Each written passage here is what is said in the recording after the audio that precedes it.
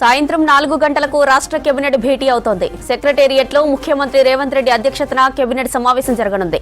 ఇక మంత్రివర్గ సమావేశంలో పలు కీలక నిర్ణయాలు తీసుకునే అవకాశం ఉంది. మొత్తం 18 అంశాలతో కేబినెట్ అజెండా ఉన్నట్టు సమాచారం.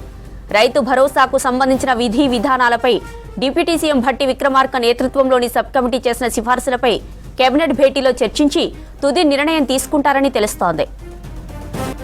ఇక కులగణన సర్వేకు సంబంధించిన నివేదికపై కూడా కేబినెట్లో చర్చించే అవకాశం ఉంది. ఫిబ్రవరిలో స్థానిక సంస్థల ఎన్నికలు నిర్వహించాలని ప్రభుత్వం భావిస్తోంది. దీంతో కులగణన సర్వే వివరాలపై కేబినెట్ మీటింగ్లో చర్చిస్తారని సెక్రటేరియట్ వర్గాలు చెబుతున్నాయి. అలాగే భూమి లేని పేద రైతు కూలీలకు ఏటా 2 విడతల్లో ఇచ్చే 12,000 రూపాయల సాయానికి సంబంధించి కూడా చర్చించి నిర్ణయం తీసుకోనున్నట్టు తెలిసింది.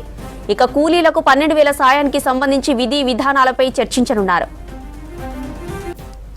ఫిబ్రవరి లేదా ఉగాది నుంచి ఫ్రీగా సన్నబియ్యం పంపిణీ చేయాలని భావిస్తుంది సర్కార్. ఇవాల్టి కేబినెట్లో కొత్త రేషన్ కార్డుల జారీపైన చర్చించి నిర్ణయం తీసుకోనున్నారు.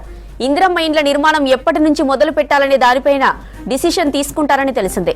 ఎస్సీ వర్గీకరణ, ఇరిగేషన్ ప్రాజెక్టులు, మున్సిపాలిటీలకు సంబంధించిన అంశాలపైన చర్చించనున్నారు. యాదగిరిగుట్ట దేవాలయానికి టీటీడీ తరహాలో ప్రత్యేక బోర్డు ఏర్పాటుపై నిర్ణయం తీసుకునే అవకాశం ఉంది. యాదగిరిగుట్ట ఆలయానికి 20 మందితో పాలక మండలి ఏర్పాటు చేయాలని ప్రభుత్వం భావిస్తోంది. కొత్త టూరిజం పాలసీకి కేబినెట్ ఆమోద ముద్ర వేసే ఛాన్స్ ఉంది.